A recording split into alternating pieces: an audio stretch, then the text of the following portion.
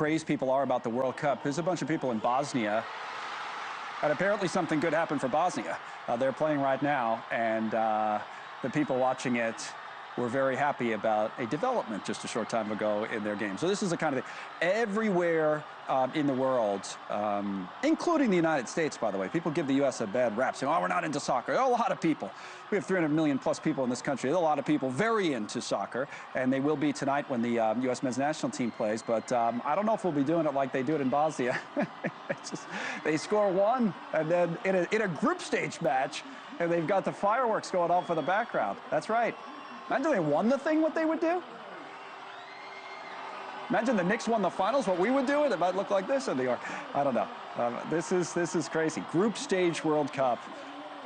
So listen, tonight the men's national team for the United States gets going. So they're going to be out in Los Angeles. Their game's against Paraguay, their first game. And the thing about this, and we've talked about this a few times, you have the security side. And federal agencies indeed are working together, they say, trying to ensure this, of course, is a safe tournament. And it comes at a time when experts are saying that drones and AI technology are creating new threats. So Michael Healander joins us, involved in all of this, as president and CEO at Airspace Link. Welcome. So before I even go into detail, just tell us, Airspace Link does what related to this tournament? So we are the air traffic control system for drones, identifying and managing who's flying where, airspace coordination, and then identifying friend from foe and providing the technology required to target potential threats. What should we know about those threats as, American citizens? You said friend from foe. How big is the threat from the foes? There is going to be a lot of drones flying around these events. People bringing in drones, public safety drones, federal drones using for protection and security, and being able to identify, is that a recreational drone? Are they allowed to fly there? When it comes into the venue, what do we do? There's a massive coordination going on, a lot of temporary flight restriction, large events, and understanding who's who and not doing friendly fire is what's being put together. And then ultimately, what do you do after that drone is detected and is a threat? There's several actions that local governments and federal governments can take action on. Let me ask you about those actions, but first I want to go back a moment and ask you about, when you say identify, how do you identify? How does your technology actually work? So we have a group of partners in technology. So to identify several layers, it is radar. There's radars deployed in many of the FIFA cities. There's remote ID and RF detection. That is, think of that like the cell signals and the Wi-Fi signals coming off to identify, which they should be. And then there's optical, camera systems looking up, and then acoustic. It is a combination of technologies being deployed or have been deployed throughout the FIFA. So something goes off on one of those systems and you have an alert, I assume, right? And now it's all right, there's something here, then what? How does it all work from there? So each venue, depending on the environment, is it over people?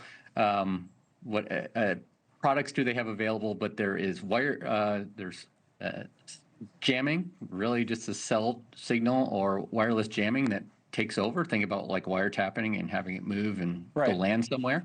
Then there's kinetic, which is we got to take it out of the air. There's netting, drones with nets. And there's microwave and lasers. There's several technologies out there that will be used. And who makes the call on what to do? I was talking to a national security expert about this actually yesterday, and the concern that was brought up to me was that, as we've had for many years in this country, are we talking to each other? So you're a private company, you got state agencies, you got federal agencies. It sounds like a lot of coordination has to happen. How does that work?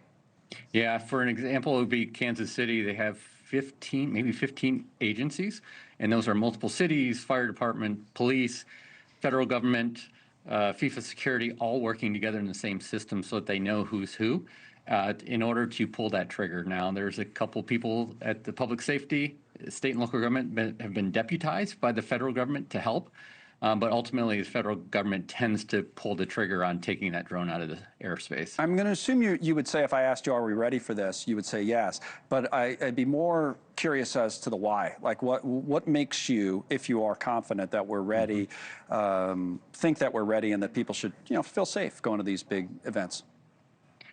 There's quite a bit of capital, federal government grants that went down to buy equipment to secure these locations, and there are hundreds of people and partners all working together over the next 4 to 5 weeks to secure those locations.